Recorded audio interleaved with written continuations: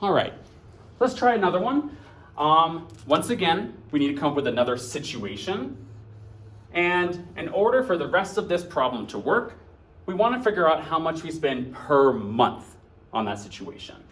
I chose a more student-friendly example like hot chips, but I want you guys to think of anything that you or your family have to spend money on in your life. Maybe something a little bit more important. Maybe it's gas, groceries, rent, your utilities. I'm gonna do an example of rent. So let's say that the house or apartment that you're renting costs $1,500 per month. Rent is usually always given in a per month number, so I don't have to multiply this by 4 like I did with my hot chips example, or hot Takis example. I guess you could eat normal chips and Takis, but most of you guys like the hot ones. But with that chip example, I thought of just how much did I spend in a week, then I multiplied it by 4 to get to a month. But if you guys can just think of a number and already know the per month, then I already have the number that I need for my equation. Y equals 1,500x. And once again, guys, we need to label this. So it's $1,500 per what? Per month up here. So x, once again, is counting months. Your y is going to be the total of whatever situation that you chose. Sorry, I should have put this up here, rent. So this is gonna be total rent. How much money are we gonna spend over the whole year? Okay, you find how much you spend per month, and that becomes your slope. Then we got to label our x and y. Spoiler alert, x is always going to be months in every single problem you do for this little mini project. Y is always going to be the total of the situation you chose. So if x is counting months here, x is counting months in our table. If y is counting our total rent, remember f of x, or g of x, or whatever letter it is, that's a fancy way to write y in advanced high school math. So this is going to be our total rent spending. Total rent.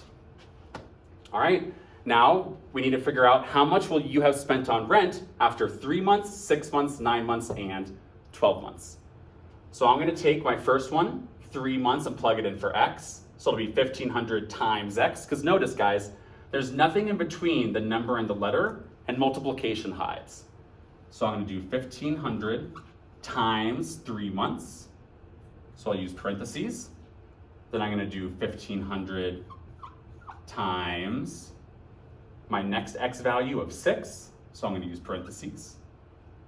Then we'll do 1,500 times, instead of x, we'll do our next one of 9. 1,500 times our next one, and last one is 12 for the full year. To make this easier on me for this video, I'm just going to multiply it out.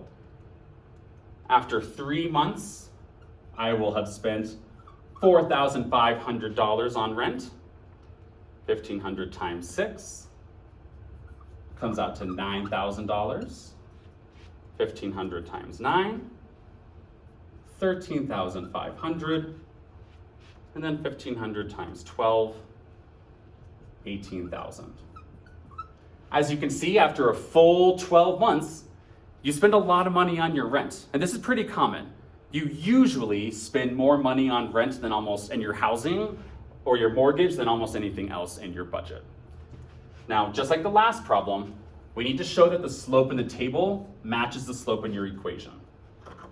It does not matter which 2 points you choose, but whenever we want the slope, we need the change in y over the change in x. In the chips example, I just used the first 2 lines, but to show you that it doesn't matter, I'm going to use the last 2 lines instead, from 9 months to 12 months, because it doesn't matter. Now I want to figure out what was the change in y, and whenever we want change in math, we can subtract the 2 numbers to get that change. So I'm going to do 18,000 minus 13,500. Oops, 18, forgot a 0 there. And came out to 4,500. Now I want to know what's the change from 9 to 12. You can either do that in your head or subtract the 2 numbers and you always get the change. 12 minus 9 is 3. Now to get your slope, we need to make our little fraction, change of y over change in x. So I'm going to take my change in y over here, over my change in x. And after I divide that into my calculator, because fractions are just division, 4,500 divided by 3, I get 1,500, which should be the same slope as your equation. If you did your table correct and checked your slope, you should get the same exact thing as your equation. And now we're ready to go graph all of the points.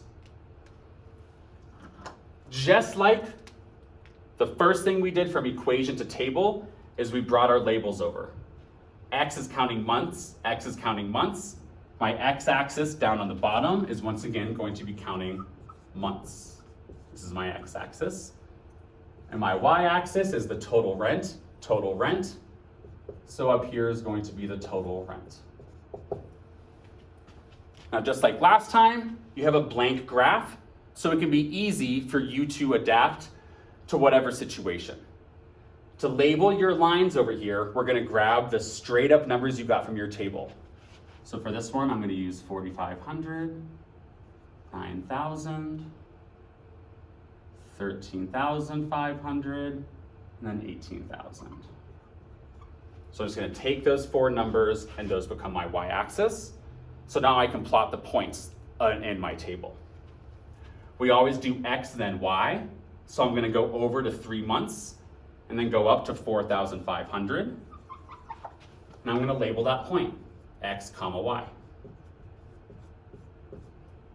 Now I'm gonna go over 6 and go up to 9,000. So I'm gonna go to 6 months and go up to my 9,000 line. And label it x comma y, 6 comma 9,000.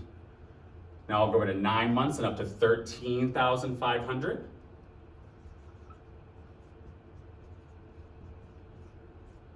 Label it as x comma y.